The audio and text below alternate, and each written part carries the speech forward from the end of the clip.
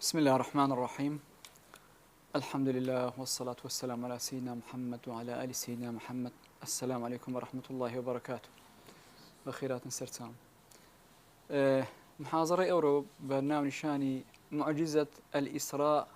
والمعراج والتحديات الفيزيائية والحيوية. طبيعي كعلم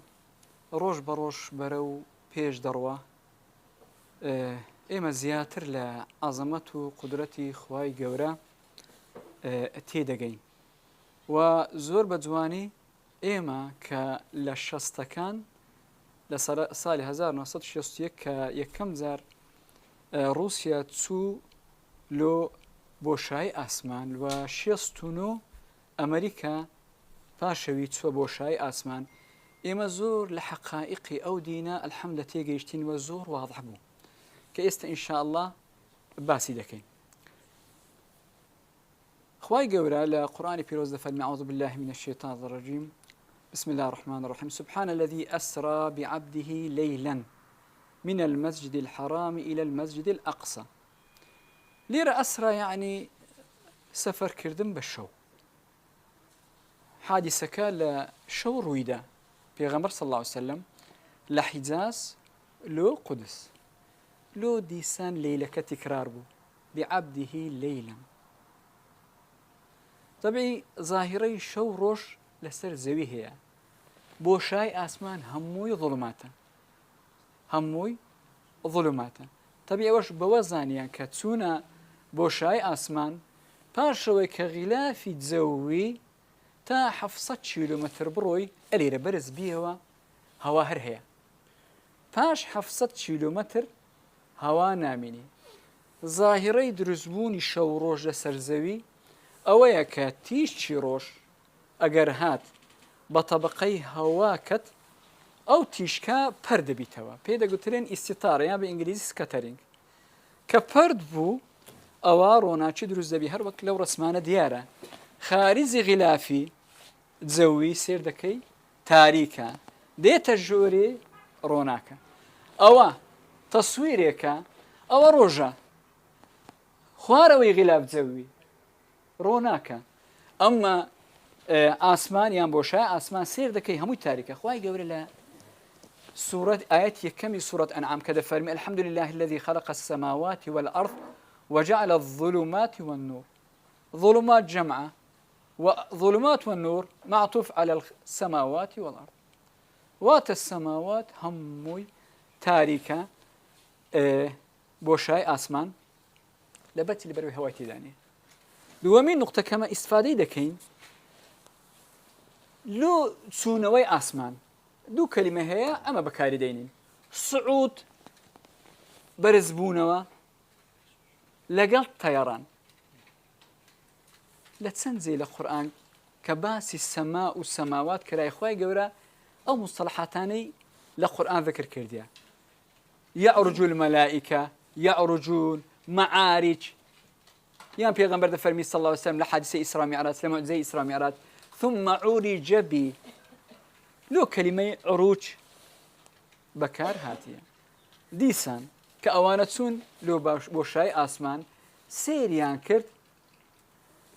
هيد جسمك لآسمان نوات تانيو براست بروا لسرخط مستقيم إلا بلاري يعني أجر أتوب التوي ليرة للزوي بتسيا مشتري بخاتي راس ناتواني إلا دبي صوران بصوري أوزا. علماء كشف يعني كرت سببكي أويا هر كوكبك هر أستيرك فضاي دورابري خوي بتسماديتيوا أوزا تن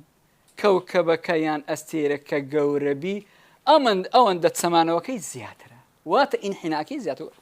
لو رسمش ديارة باشا. فإذا لا أسماء خطي راسنية هموي إن بعاجات لقر لو يخوي جورة كلمة عروج خوي جورة لو آية الفرمي أعوذ بالله من الشيطان الرجيم ولو فتحنا عليهم بابا من السماء أقل له كافر كان إيما دركايك ما كردوا أو تسون أسمان سرود دا فظلوا فيه يعرجون ديسان دبيتي انحناءات فقال له إنما سكرت أبصارنا بل نحن قوم مسحورون. لأن أو ما تسمع بسر هذا لو تسمع نابيني ما سحر ما اللي كرايا فإذا أو دومين حقيقتك لو رحلاتنا كما استفادة دكين ما مثلا كوني إيمة زور قورية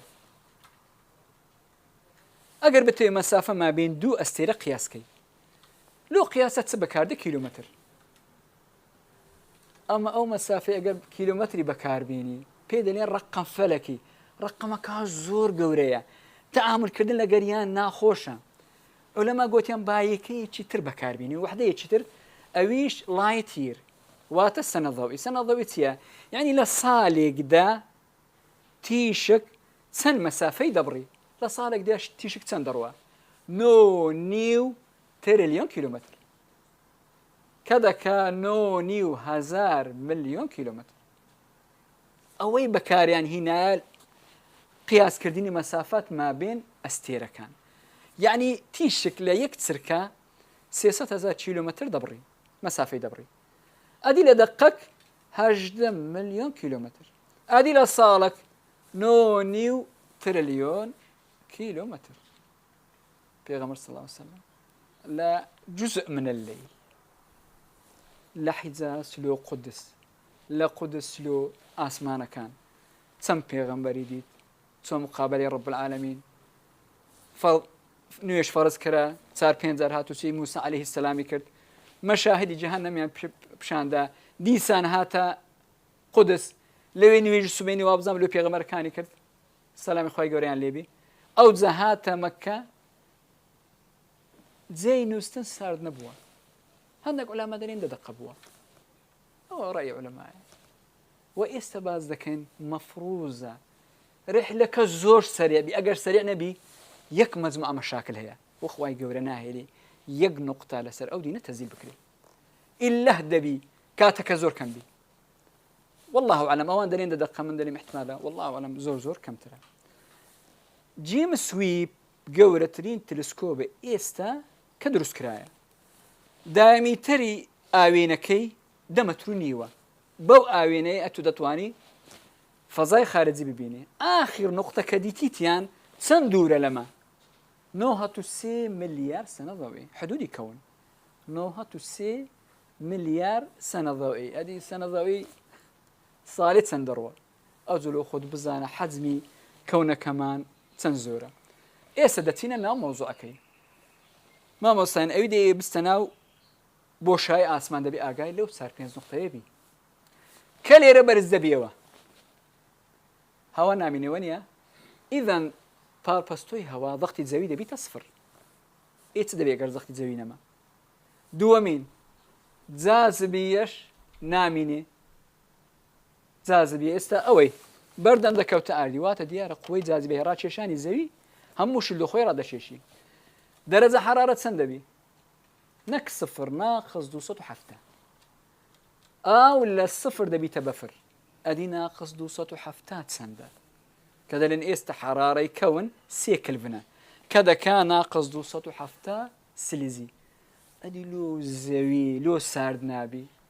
لبر أو طبقة هواي هوا نجينرا عازلة ناهلي أورو يبدأ شو أوي ما دزانين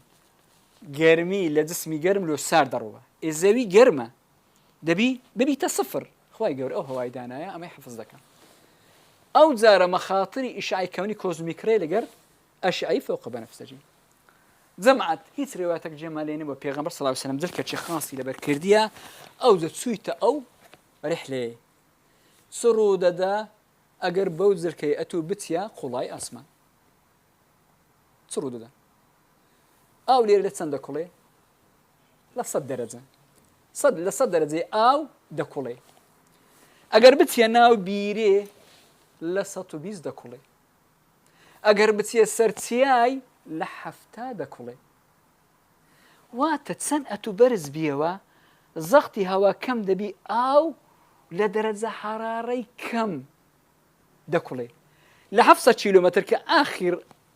طبقي هواي باشا هوانيا لشش درجة أو دكولي باشا لشش درجة دكولي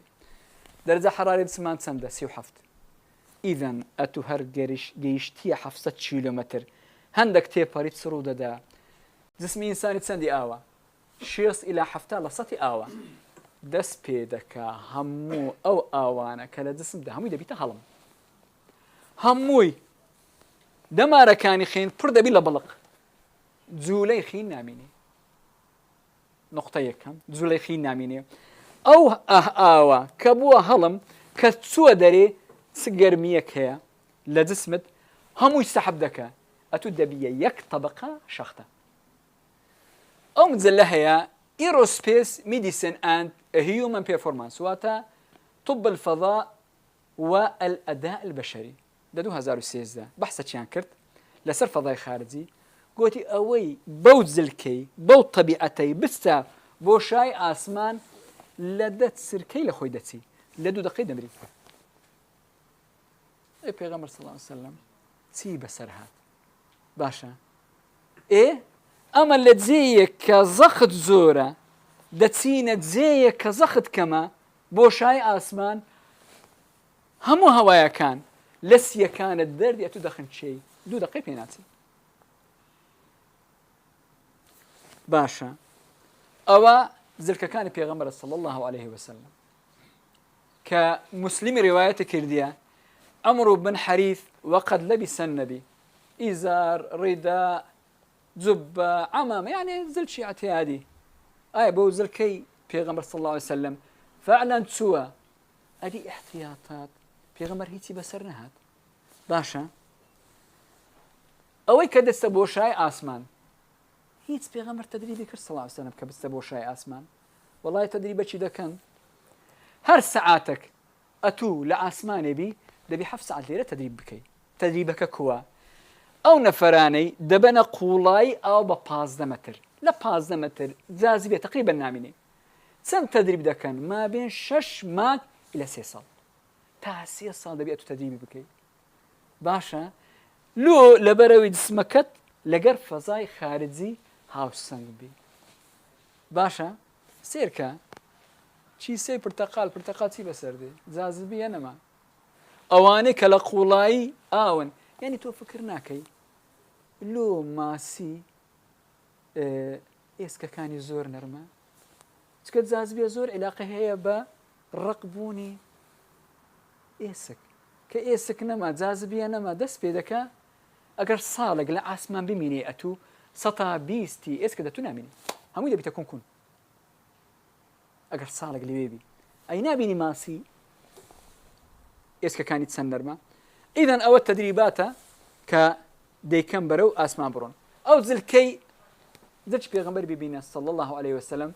لەگەر ئەو جلکە کە ڕائید فەضاءەکان لەبەر دەکەن بریتیە لە 10 طبقە طبقەک ئۆکسجینت دەداتێ طبقەیەک CO2 دووەمی ئۆکسید کاربۆن ڕادەچێشی طبقەی سێیەم معادلەی زەختی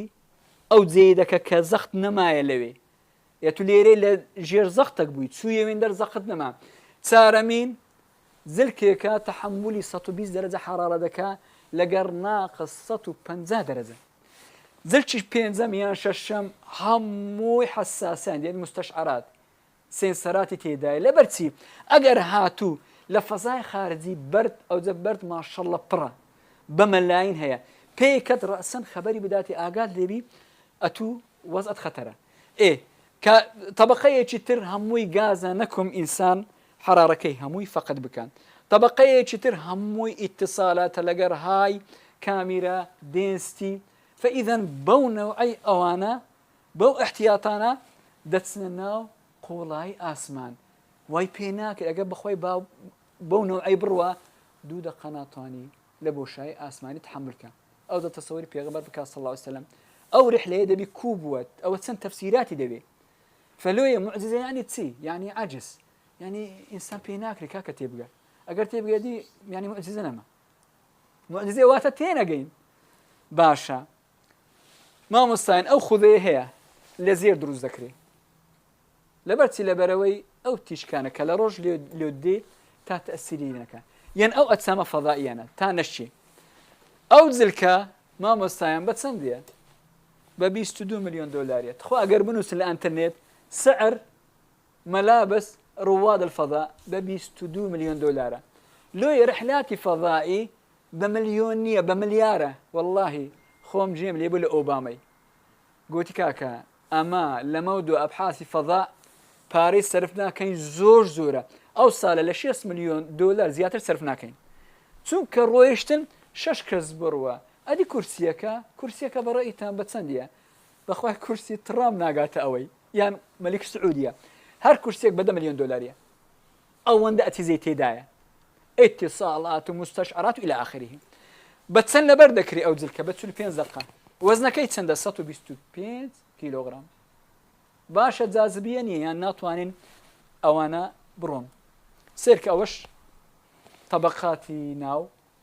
زلكة كان أو خوذية أو دستوانك سيرك دستوانك بريتي لدواز دسيستة طبقة لبيت جاذبية يعني كجاذبية نبو والله بيان ناكري خيلة جر خويان بن خي همو دستناو كبيان يان دمتساويان اشتاق لقر خويان ناتانم بيبن اواني كتأثر بجاذبية دكن ما مثلا سيري بكن او وكالة فضاء امريكي او رسمي بلاو كردوا او مساري الزاوية اوانش اجسامي فضائية بملايين اجسام هي دورة برد خواي جورة او زاوية حفظ كردية بو طبقة هوايي ناهلي كاوانا هربقاني رأسان دستين أوانا قطريان دايمتريان ليك مليمة حتى 100 إلى 150 متر أويك كتا أمريكي بداية قرن كقورتك دروس كديك كيلومتر بو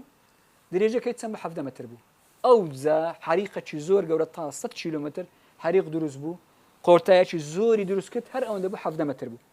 فإذا سيركا نسبة أجسامي فضائي دورة بركوة لوي قطار دبي وإنا لمسنا السماء فوجدناها ملئت حرسا شديدا وشهبا خواهي قولة دزاني أو حرسانتنا شهبا كانتنا باشا دين السر طبقي يعني سببي دوم قلت جاذبية نمينة سرودة دا لحالة اعتيادي لدنياي ضل بشي وشي زور منظم بخين توزيع دكالو همو جسمت ضل ضد جاذبية إيش دكا قاتان لبي جاذبية هموش اللي خويرانا تشيشي هموش ناكوتە زەوی باشە دڵخین لۆ سەرەوە دەبا باشە ئەوەی کە دەچتە بۆشای ئاسمان هەوا نەما خین هەمووی بەرەو سەرێ دەڕوە هەمووی بەرەو سەرە دەڕێت چ دەبی فلودەکی زۆر سەوائرێکی زۆر لە مێشک دروست دەبی ئەلەوێ تەجەموع دەکا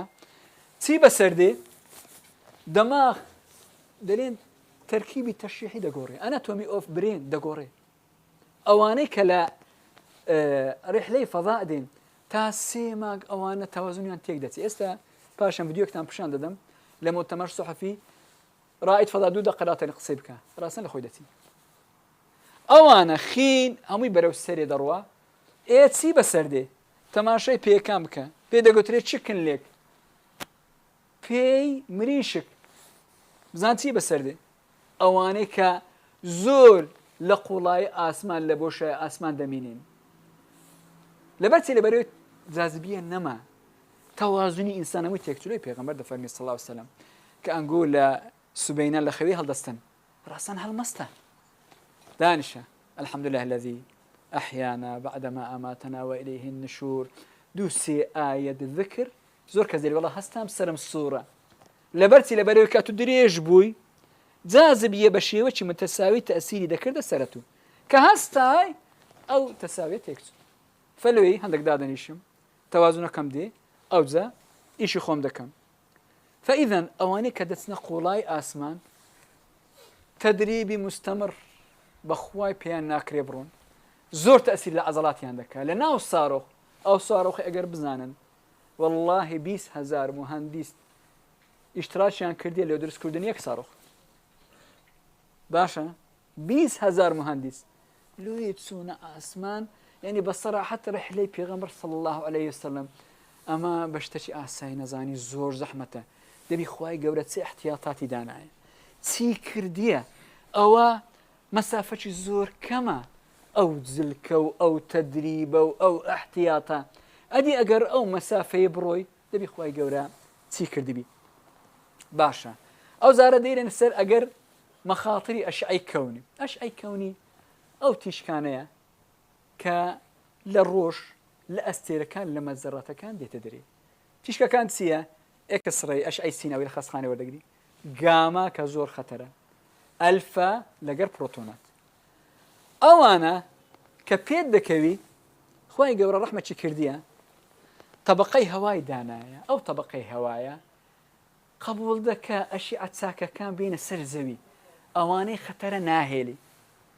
وجعلنا السماء سقفا محفوظا ئەو ئاسمانە سەقفێکە خوای گەورە حەفزت دەکا سێرکە گامە کە زۆر خەتەرە لە خەستخانەکان دیواری ئەوەی کە ئەشعی بەکاردێنن کۆنکریتەکە 30 سانتیمە تا تیشک نێتە دەری UV سێر دەکەی ئەکسڕەی خوای گەورە قبوڵی ناکە چونکە ئەوانە سەبەبی ڕئیسی شێرپەنجەمە UV فوق بەنەفسەجی سێ بەشە ABC ئەیبیەکە زۆر ئیسفادەی هەیە ڤیتامینی بێوی دروست دەبی ئێسکەکەت بێوی بەخۆت دەبی ڤیتامین سیەکە سەبەب مباشری سەرەتانە خوای گەورە قبول ناکە بێتە خوارێ باشە ئەوە ئەگەرە تو لە ژێر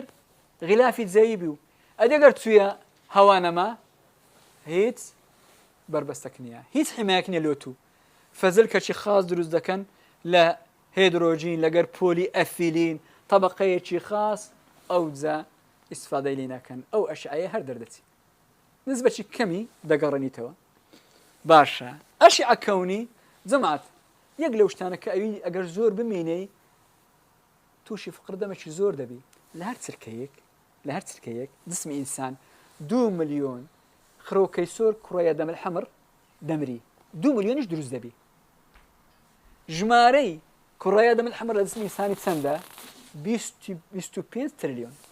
واتە 25 فی 12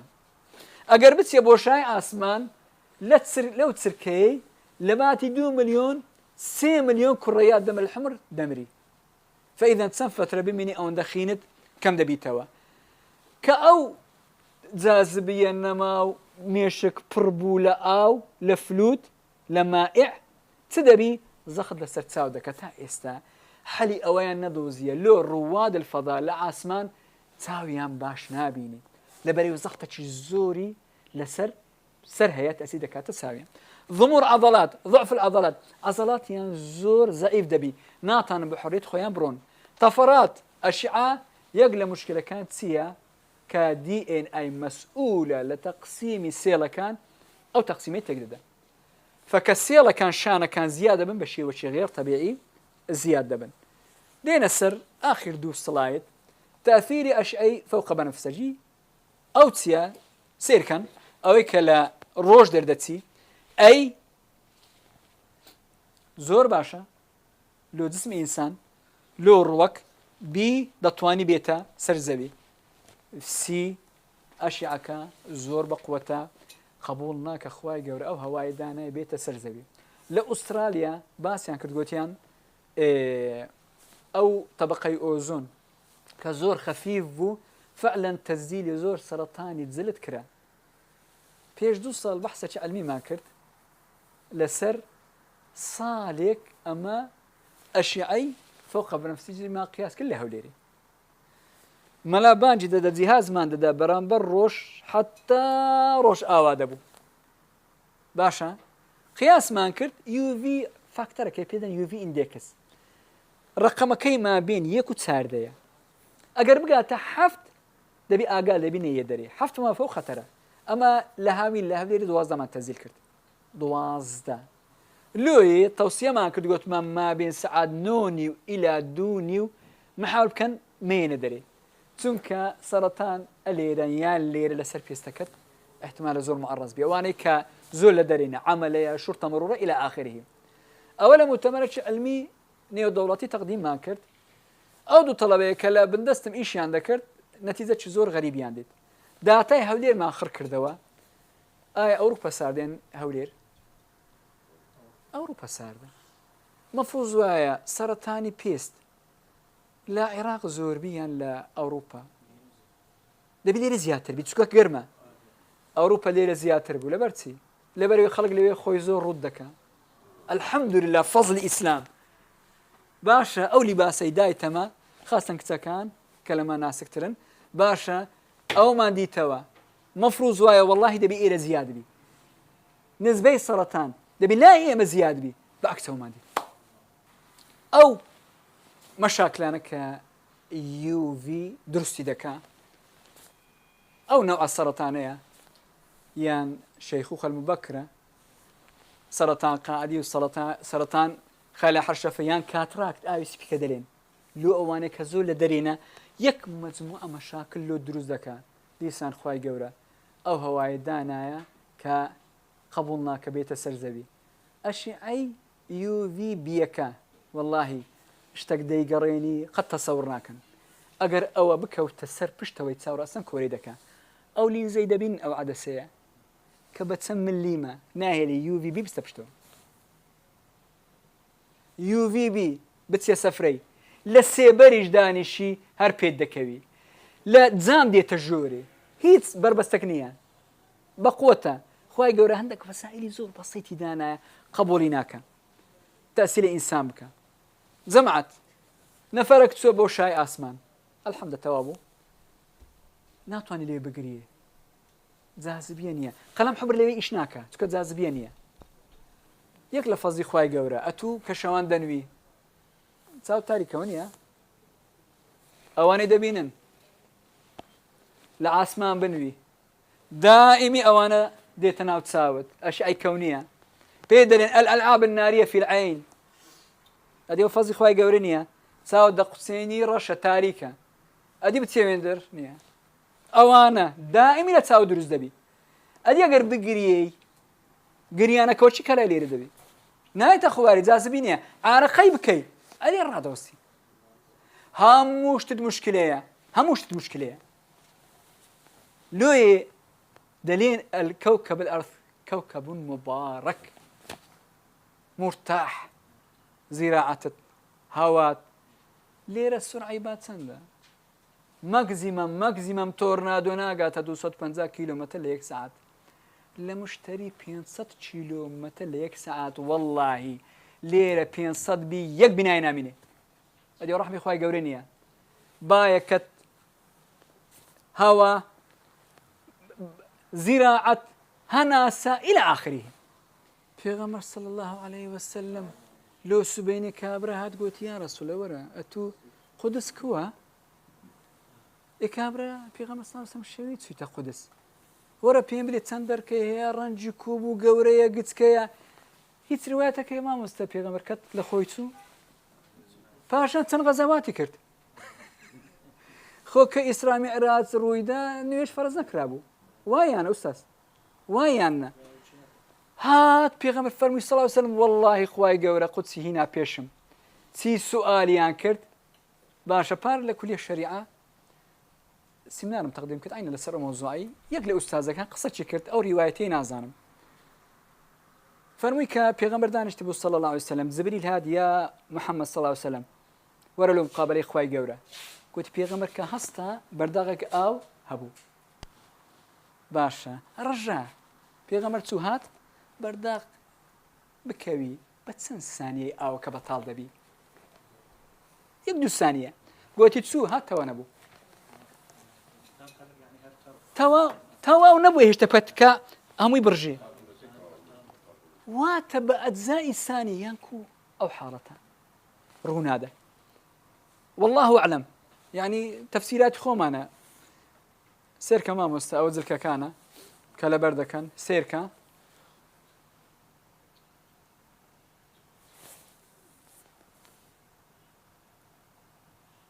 ئەوە خوودەکەیە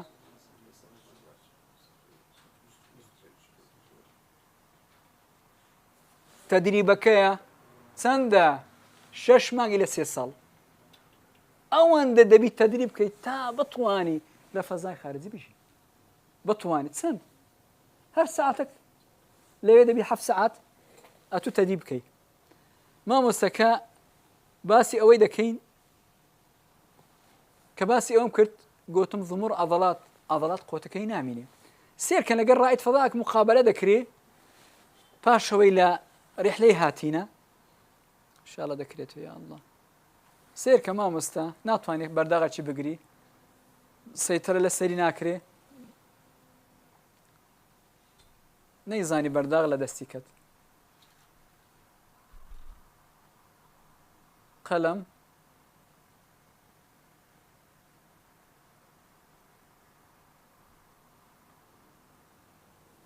مەفروض وا بکە وەنیە کە قەلەم کەت وای کرد تەرکیزی نەبوو